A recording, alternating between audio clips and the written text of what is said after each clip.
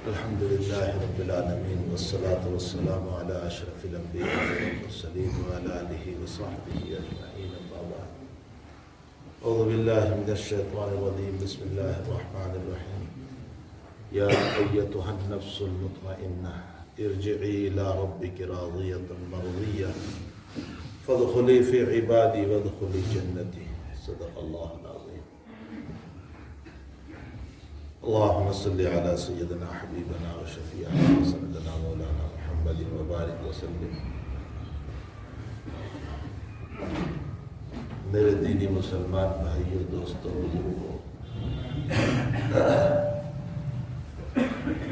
یہ آیت میرے ذہن میں اس بنیاد پر اس وقت آئی ہے کہ میں ایک طویل سفر سے یہاں پہنچا ہوں، جو قریباً 25-30 گھنٹے کا سفر تھا، اور آج سے پہنچا اور حضرت مفتی صاحب مفتی محمد صاحب صلی اللہ تعالیٰ کی بات پر میں یہاں جمعہ میں حاضر خدمت ہوا، تو سفر سے سفر کی طرف میرا ذہن منتقل ہوا۔ ایک تو دنیا کا سفر ہوتا ہے اور ایک آخرت کا سفر۔ ویسے دنیا کے سفر کے بارے میں بھی نبی اکرم صلی اللہ علیہ وسلم نے فرمایا کہ السفر کالسقر، بخاری شریف کی روایت ہے کہ دنیا کا سفر بھی جو ہے وہ ایک جہنم ہی کا ٹکڑا ہے۔ اس کو جہنم کا ٹکڑا اس لیے کہا گیا کہ جیسے جہنم میں کھانا نہیں، پینا نہیں، اور کھانا مانگے گا تو اس کو زہریلا درخت کھلایا جائے گا، اور پانی مانگے گا تو روایتوں میں ہے کہ حق تعالیٰ گرم کھولتا ہوا وہ پانی، قرآن میں ہے کہ یوں گلاس اٹھائے گا اور ابھی چہرے سے دور ہوگا اور یہ چمڑی اتر جائے گی۔ سورہ رحمان میں ہم تلاوت کرتے ہیں، اللہ تعالیٰ فرماتے ہیں وَنُحَاسٌ فَلَا تَنتَصِرَانِ، یہاں سراغ کرے گا فرشتہ، اور اس سراغ کو کرنے کے بعد اللہ حفاظت فرمائے ہماری،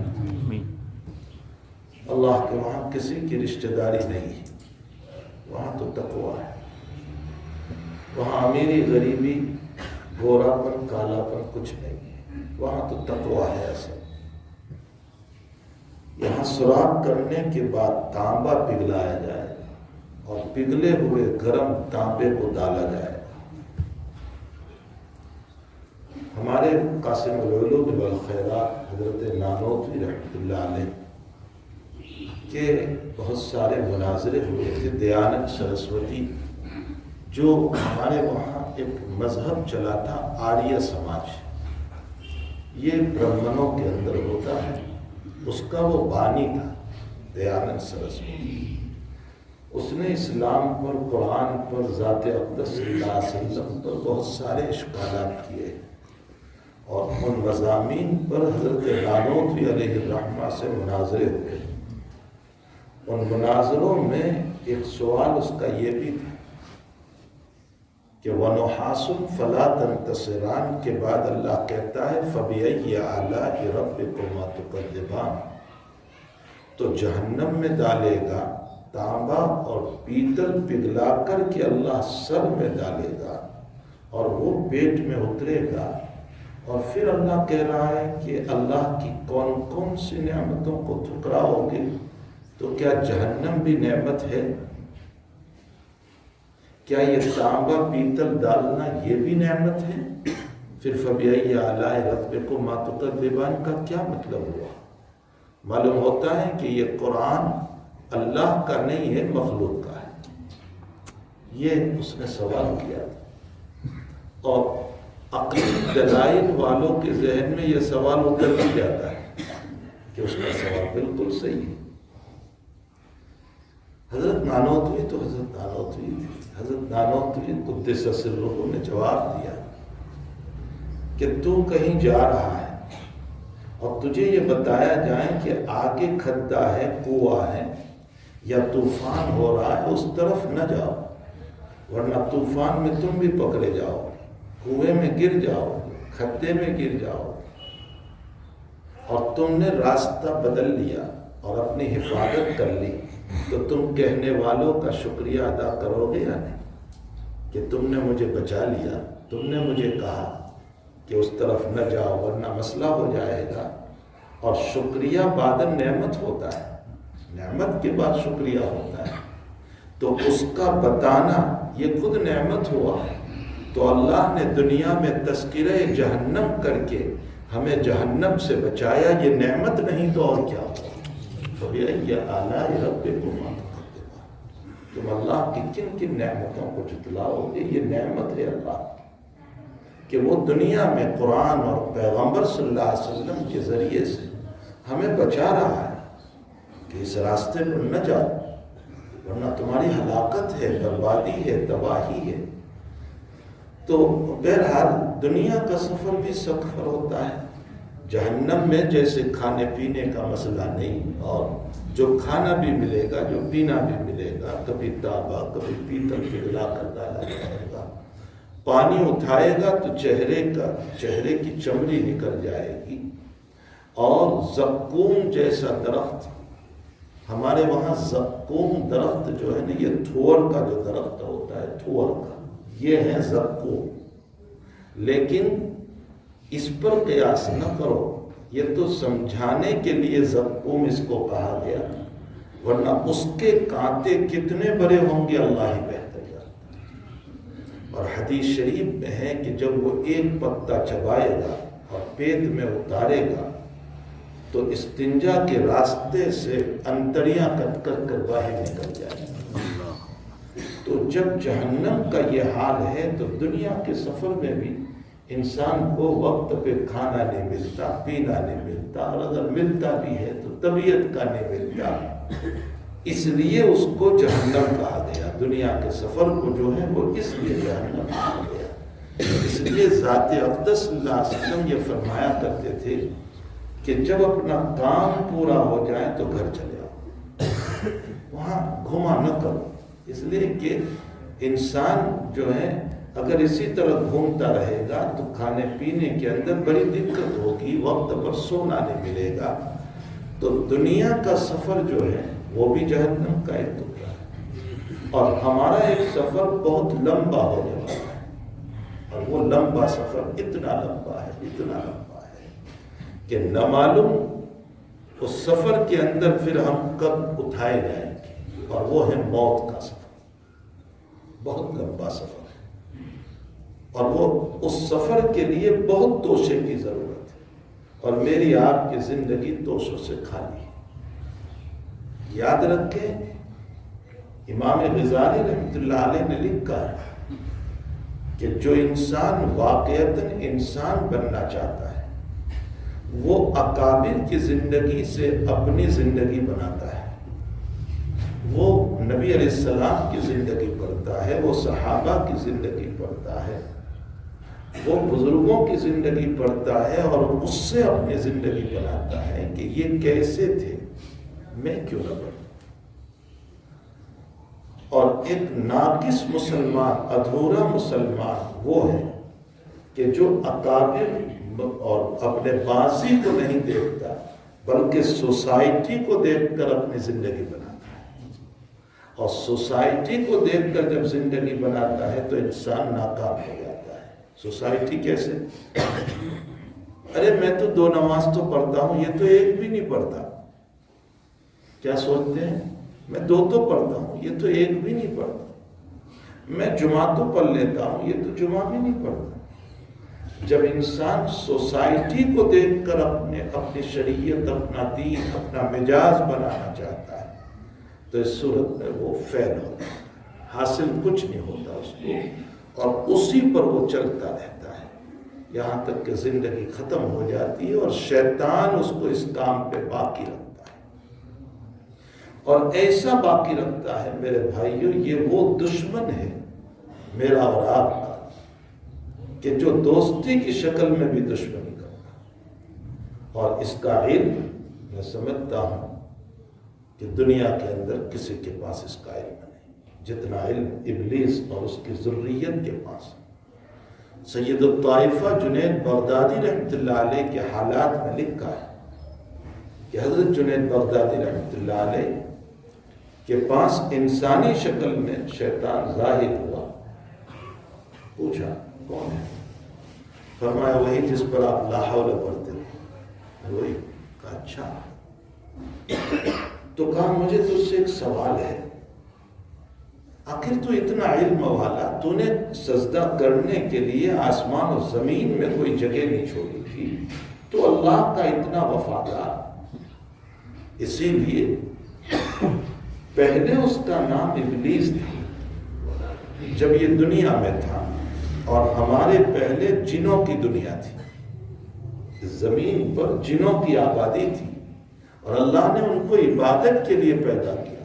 لیکن جب عبادت نہیں کی تو پھر اللہ نے ان کو جنگلوں کی طرف اور سمندروں کی طرف نکال دیا اور اس آدم کو وجود دیا. تو اس کا پہلا نام ابلیس تھا، اور اس کو جب اٹھایا گیا آسمانوں میں تو ملائکہ کے نام پر اس کا نام عزازیل رکھا گیا. یہ آسمانی نام ہے اس کا، عزازیل. ہمارے شیخ سعدی رحمۃ اللہ علیہ نے اس کے اسی نام سے ذکر کیا ہے، تکبر عزازیل را خار کر بزندان لعنت گرفتار کر. تکبر نے عزازیل کو ذلیل کر دیا، تو اس کا آسمانی نام عزازیل تھا. اور جب راندے درگاہ ہوا تو اس کا نام شیطان ہوا. تو سید الطائفہ جنید بغدادی نے اس سے سوال یہ کیا کہ اتنا علم تیرا اور عبادت کا عالم یہ ہے کہ کوئی جگہ نہیں چھوڑی، اگر ایک سجدہ کر لیتا آدم کو تیرا کیا بگڑ جاتا؟ تو وہ جواب دے رہا ہے. اس نے کہا کہ جنید میں تجھ سے ایک بات کہوں کہ رب موجود ہو، خالق موجود ہو، اور خالق کی موجودگی میں مخلوق کو سجدہ کرنا کون پسند کرے گا؟ جواب ایسا دیا ہے کہ خدا پاک کی قسم میں اور آپ بھی ہم اس کے جواب پر اتر جائیں گے کہ بہت اچھا جواب دیا اس نے. کتنا اونچا جواب ہے کہ رب اور خالق موجود ہے تو خالق کی موجودگی میں مخلوق کے سجدہ، یہ تو خالق کی توہین ہے. جنید بغدادی رحمۃ اللہ علیہ کہتے ہیں کہ اس کے جواب کا اثر میرے قلب پر بھی ہو گیا، اور مجھے آہستہ آہستہ میرا ایمان نکلتے ہوئے معلوم کہ میرا ایمان نکل رہا ہے. اتنا بڑا ولی کامل کہہ رہا ہے میرا ایمان نکل رہا ہے. فرمایا اللہ کی یاری اور مدد نہ ہوتی تو جنید اپنا ایمان کھو چکا ہوتا. اللہ نے مجھے الہام کیا اور میں نے جواب دیا کہ حکم رب کو ماننا یہ رب ہی کو ماننا تھا. اگر تو خالق کے حکم کو مان لیتا، یہ خالق ہی کو سجدہ تھا، اس لیے کہ کعبۃ اللہ کی طرف سجدہ کرنا یہ سجدہ کعبہ نہیں ہے بلکہ حکم رب کو سجدہ، اللہ کو سجدہ ہے. فرمایا جب یہ جواب میرے ذہن میں آیا اور یہ جواب جب میں نے اس کو دیا تو میرا ایمان میرے دل میں بستا ہوا نظر آیا اور حفاظت ہو گئی. تو شیطان بہرحال ایک ازلی اور ابدی دشمن ہے، اور وہ ہمیں سوسائٹی اور ماحول پر لے جاتا ہے کہ بس یہ تو یہ بھی نہیں کرتے، چلو میں اتنا تو کر رہا ہوں، یہ تو یہ بھی نہیں کرتے، میں اتنا تو کر رہا ہوں. نتیجہ یہ ہوتا ہے کہ وفات تک میں ہمیں کچھ نہیں کرنے دیتا اور ہمارا توشہ کھانا ہوتا ہے. اور جو اپنے اکابر کو دیکھ کر کے اپنی زندگی کو بنانا چاہتا ہے وہ یہ دیکھے گا کہ میرے اکابر کا حال یہ تھا کہ ان کی آنکھوں سے آنسو بہتے تھے، میں روتا کیوں نہیں؟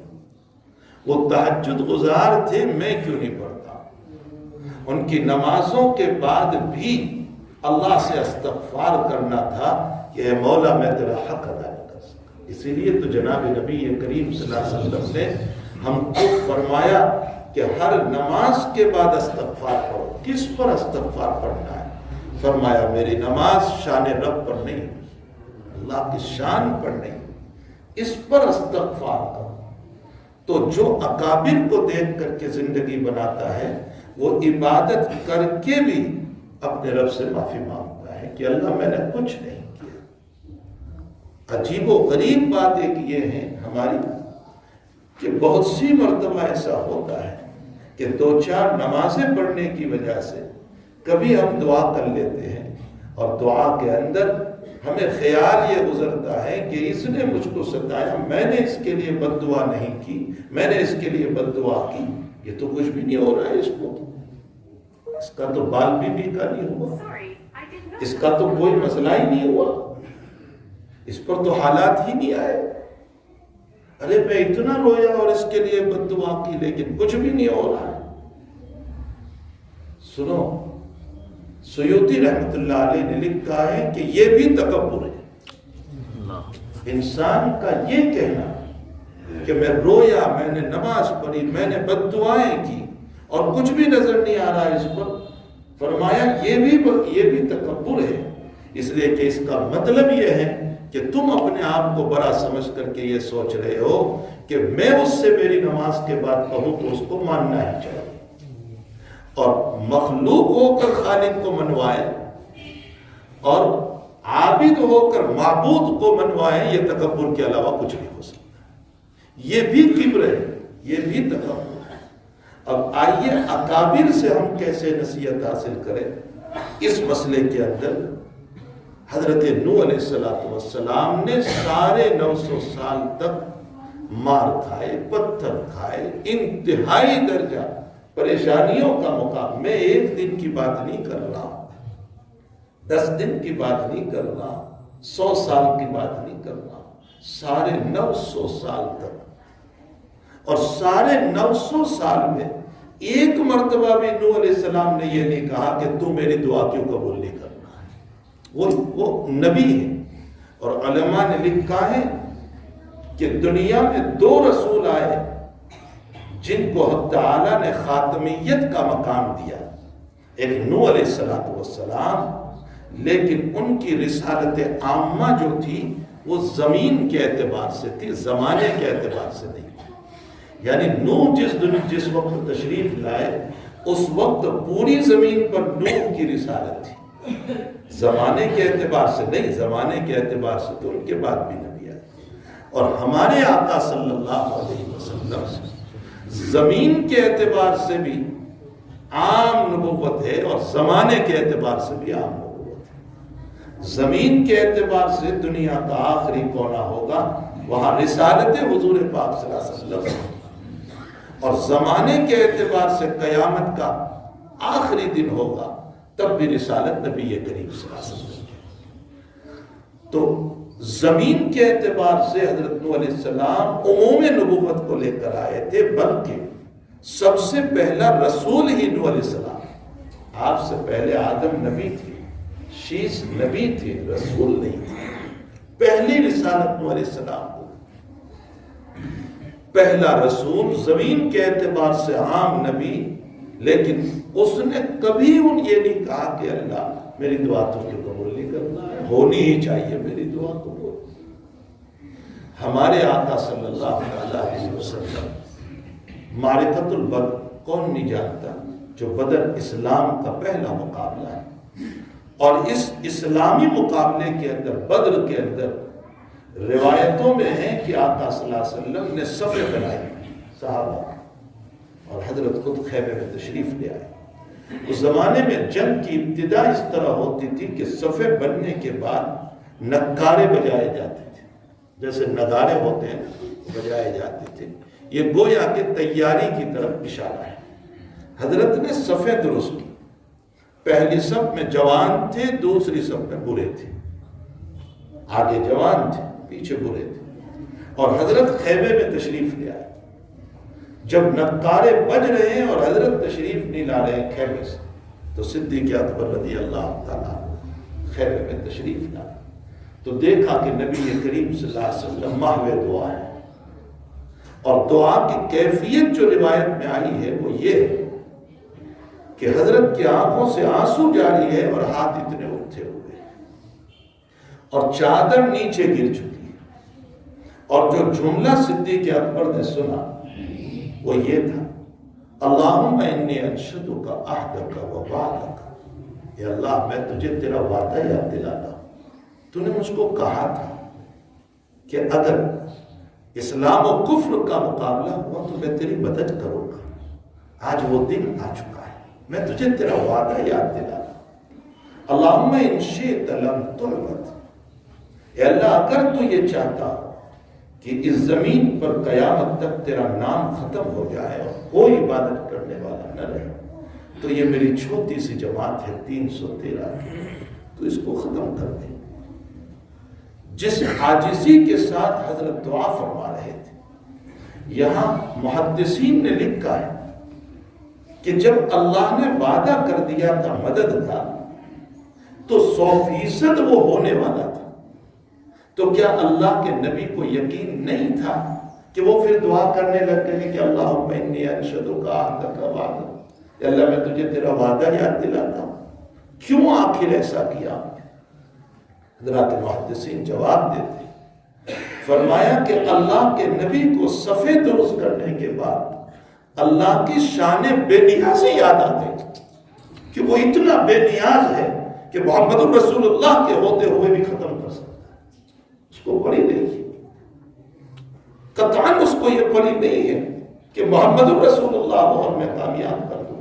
اگر محمد الرسول اللہ کی کامیابی تھی تو احد میں حالات نہ آ جاتے، نبی کے ہوتے ہوئے 70 صحابہ شہید ہو گئے۔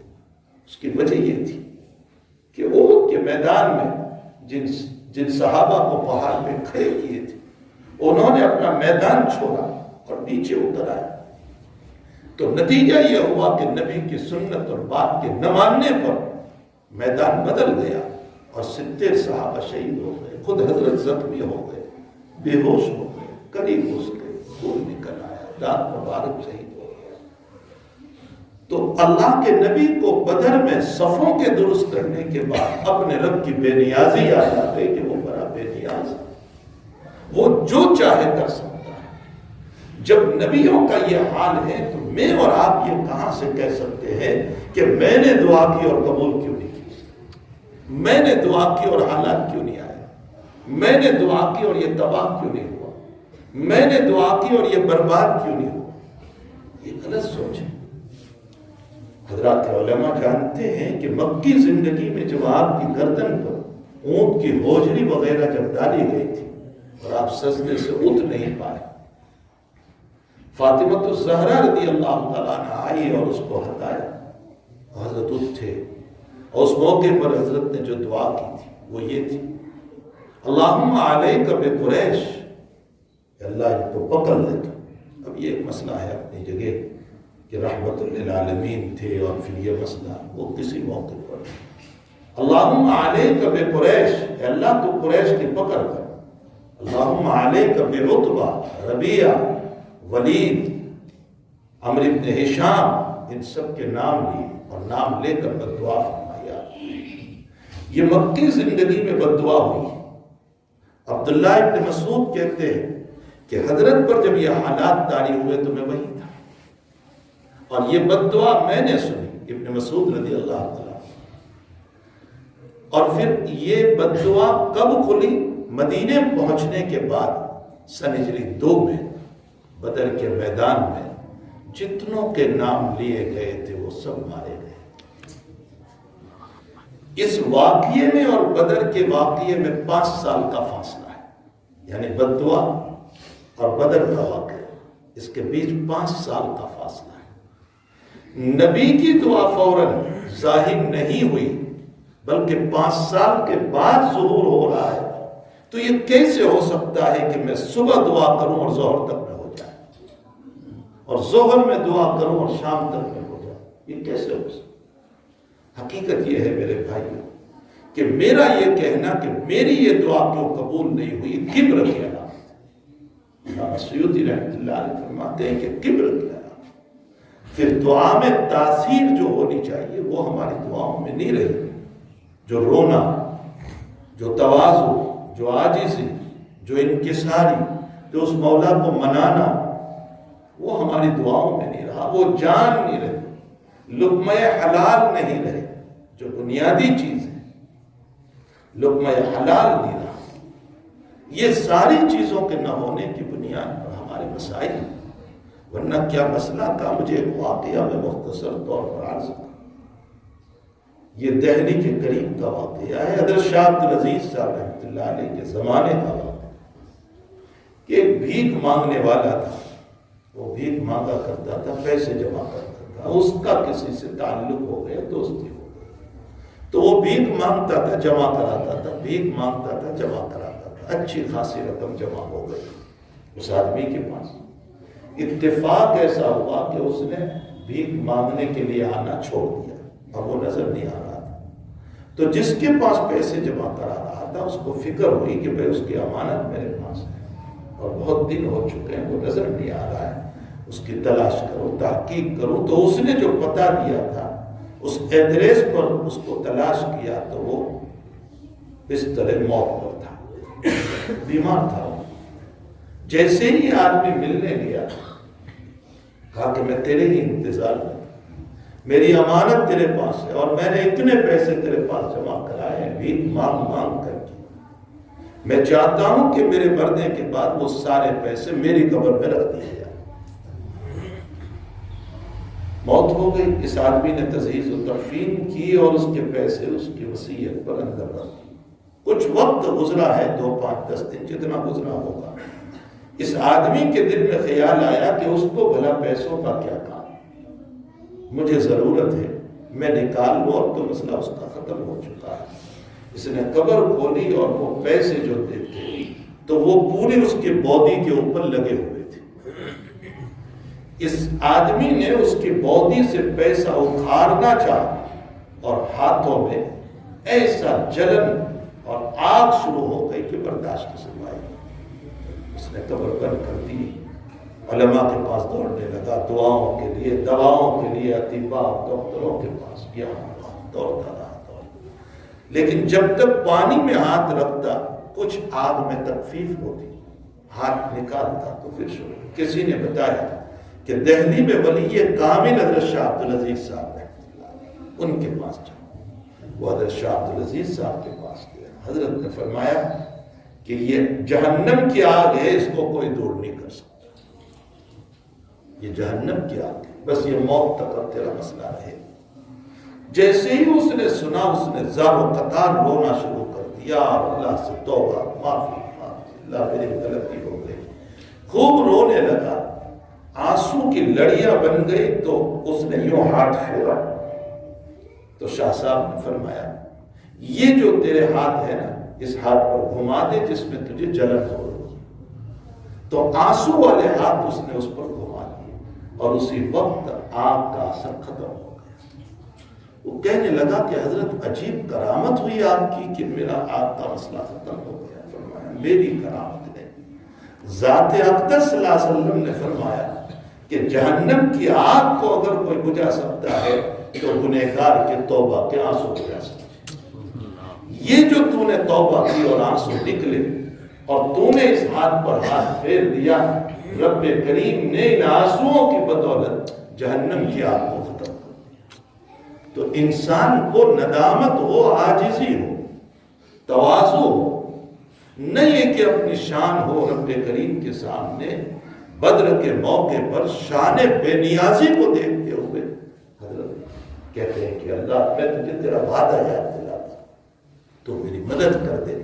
تو بہرحال ایک لمبا سفر ہے ہمارا، اس سفر کے اندر ہر انسان کو جانا ہے، کوئی ایسا نہیں کہ جس کو جانا نہ ہو۔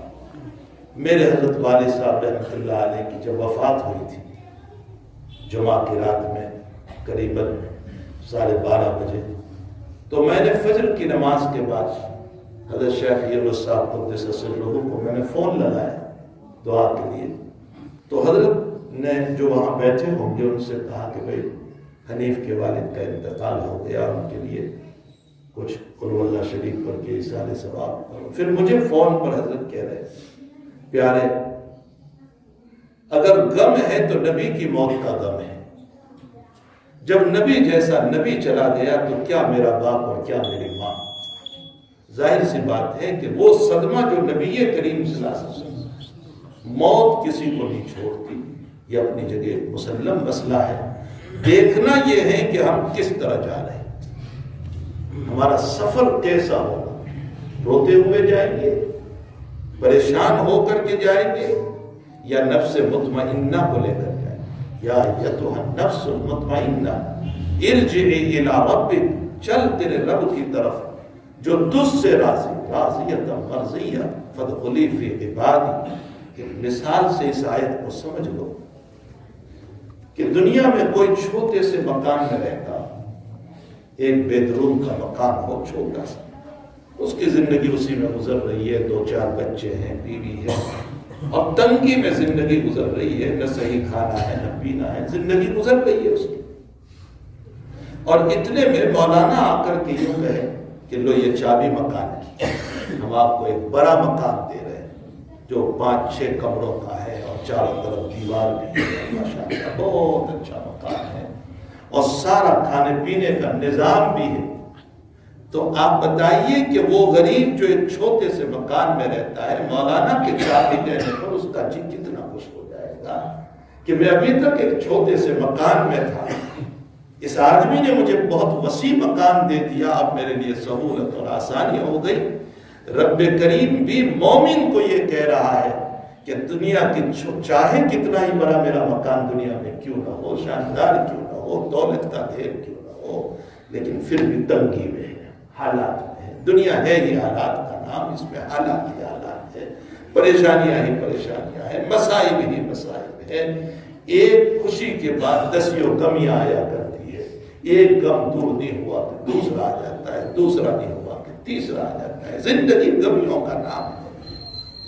خود نبی نے بیان فرمایا کہ دنیا غمیوں کا نام ہے، یا خوشیاں کم ہیں غمیاں زیادہ ہیں، تو چاہے کتنی ہی فراوانی کیوں نہ ہو، لیکن بہرحال تنگ دنیا ہے ہمارے لیے۔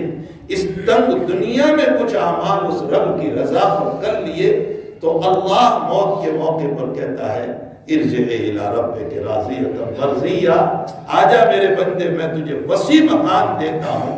اور اسی وسیع مکان کو مرنے والا دیکھ کر کے مسکرا رہا ہے اور چہرے کا رنگ بدل جاتا ہے خوشیوں کی وجہ سے، اسی کو ہم یہ کہہ دیا کرتے ہیں کہ بڑا نورانی چہرہ ہے۔ حقیقت یہ ہے کہ وہ نور نہیں ہے بلکہ رب کی طرف سے خوشیاں دی گئی۔ اسی کو قرآن نبی کریم صلی اللہ علیہ وسلم نے فرمایا کہ الموت تحفۃ المومن، موت مومن کے لیے تحفہ ہے۔ لوگ کہتے ہیں یہاں جی لو یار، مریں گے کیا کریں گے، ارے کچھ تو مزے کر لو، جو گیا وہ واپس آیا نہیں۔ یہ حدیث کے خلاف مضمون ہے، لوگ حدیث کے خلاف بول رہے ہیں۔ موت تو مومن کا تحفہ بتایا گیا ہے۔ تحفے کا مطلب یہ ہے کہ اس جھمیلے میں سے نکل جا اور ہم تجھ کو اب آخرت کے وسیع میدان میں، وسیع مکان میں لے جا رہے ہیں۔ اسی کو قرآن میں دوسری جگہ اللہ نے فرمایا الا ان اولیاء اللہ لا خوف علیہم ولا هم یحزنون، ان پر کوئی خوف و غم مرنے کے موقع پر نہیں ہوا کرتا ہے۔ حقیقت دوسری جگہ قرآن یہ کہتا ہے کہ اے میرے بندے، میں دنیا میں بھی تیرا دوست تھا اور اب مرنے کے بعد بھی تیرا دوست رہوں گا، تو فکر نہ کر، اب میں تجھے وسیع دنیا عطا کرنے والا ہوں۔ تو ایک طویل سفر ہے، اس سفر کی ہم سب کو تیاری کرنا چاہیے۔ یہ دنیا تو چتنی روٹی پر بھی پوری ہو جائے گی، یہ چٹائی پر بھی پوری ہو جائے گی، یہ نرم گدوں پر بھی پوری ہو جائے گی، یہ امیری پر بھی ختم، یہ غریبی پر بھی ختم، یہ ذلتیوں کے ساتھ بھی ختم، یہ عزت کے ساتھ بھی ختم، یہ شان کے ساتھ بھی ختم، یہ بے شانی کے ساتھ بھی ختم، یہ شہرت کے ساتھ بھی ختم اور بغیر شہرت کے بھی ختم۔ بہرحال یہ دنیا تو ختم ہونی ہی ہونی ہے۔ اصل تو آخرت کو دیکھنا ہے کہ ہم دنیا سے جب جائیں گے تو ہمارا حال کیا ہوگا۔ اسی آخرت کی فکر میں اپنی زندگی کو گزارنا چاہیے تاکہ ہم کچھ کرنے والے بن جائیں۔ ہمارے مدرسے کے استاد ابھی جمعہ سے پہلے ان کا انتقال ہوا، حضرت مولانا یوسف صاحب رحمۃ اللہ علیہ رحمۃ واسعہ۔ میری اور ان کی تدریسی زمانہ ایک ہے۔ میں بھی 88 کے اندر پڑھانے کے لیے لگا تھا کھرور میں، اور وہ بھی 88 میں حفظ پڑھانے کے لیے بیٹھے تھے۔ سمجھیے کہ قریباً انہوں نے 35 سال سے زیادہ قرآن کی خدمت کی، ایک لمبی مدت تک قرآن کی خدمت کی۔ اور قرآن کا خادم جو ہوتا ہے وہ قرآن کا خادم ہوا کرتا ہے۔ حضرت عبد الرحمن سلمی رضی اللہ تعالیٰ عنہ، بخاری شریف میں ہے کہ 38 سال مسجد نبوی میں بیٹھ کر قرآن کی خدمت کرتے رہے، کسی کو ناظرہ پڑھاتے، حفظ پڑھاتے، حالانکہ بڑے محدث تھے، بڑے تابعی تھے، عثمان و عمر کا زمانہ پایا تھا، لیکن اس کے باوجود حدیثوں کے اوپر مسند حدیث پر نہیں بیٹھے، حفظ پڑھاتے رہے، قرآن پڑھاتے رہے۔ کسی نے پوچھا کہ حضرت آپ اتنے بڑے محدث اور اسی قرآن کی خدمت میں بیٹھے ہوئے، فرمایا حضور نے فرمایا تھا خیرکم من تعلم القرآن وعلمہ، تم میں بہتر وہ ہیں جو قرآن کو پڑھے اور پڑھائے، بس اسی حدیث نے مجھ کو یہاں بٹھا رکھا۔ تو جس کی اتنی لمبی قرآن کی خدمات ہو اور بے شمار بچے ان سے حافظ قرآن بنے، یہ ان کے لیے صدقہ جاریہ ہے، یہ ان کے لیے ایصال ثواب ہے۔ اللہ تعالیٰ ان کی مغفرت فرمائے، ان کے پسماندگان کو صبر جمیل عطا فرمائے، اور اب تعالیٰ ہمیں بھی اپنی زندگی کو ٹھیک کر کے، میرے بھائیوں میں بہت لذاذت سے کہتا ہوں، دوسروں کی فکر چھوڑیں اپنی بنا لیں، دوسروں کی فکر چھوڑ دیں اپنی بنا لیں۔ آج امت کا حال یہ ہے کہ وہ اپنے دکھوں سے دکھی نہیں ہے، دوسروں کے سکھوں سے دکھی ہے۔ میں میرے دکھ سے دکھی نہیں ہوں، لیکن مجھے دکھ اس بات کا ہے کہ آپ مالدار کیوں بن گئے، آپ بڑے کیوں ہو گئے، آپ کو عزت کیوں مل گئی، آپ کی بیٹی کا نکاح کیسے ہو گیا، آپ کے لڑکے کا نکاح کیسے ہو گیا۔ میں میرے دکھوں سے دکھی نہیں ہوں، دوسروں کے سکھوں سے دکھی ہوں، اور جو دوسروں کے سکھوں سے دکھی ہوتا ہے، حضرت تھانوی کا جملہ سن لو، اللہ اس کو توبہ کی توفیق نہیں دیتا ہے، تعالیٰ اس کو توبہ کی توفیق، اس لیے کہ وہ اپنے آپ کو پاک دامن سمجھتا ہے، اور جو پاک دامن سمجھتا ہے اس کو توبہ کی توفیق۔ اپنی فکر کریں کہ مجھے میری آخرت بنانا ہے، میری قبر بنانا ہے، میری منزل بنانا ہے، میرے رب کو راضی کرنا ہے، میرے خالق کو راضی کرنا ہے، مجھے اس کے سامنے حاضر ہونا ہے، جواب دینا ہے۔ جب انبیاء بھرک جائیں گے اور رو پڑیں گے اور پاؤں نہیں ہلا سکیں گے، تو دنیا کا حنیف اور خالد اور محمد کیا حیثیت رکھتے ہیں اللہ کے سامنے۔ اس لیے اپنی فکر فرمائے اور اپنی فکر کو لے کر اپنی عاقبت بنائے۔ اللہ جل شانہ مجھے بھی، آپ کو بھی، ہم سب کو اپنی آخرت عاقبت بنانے کی توفیق عطا فرمائے۔ صلی اللہ علیہ وسلم۔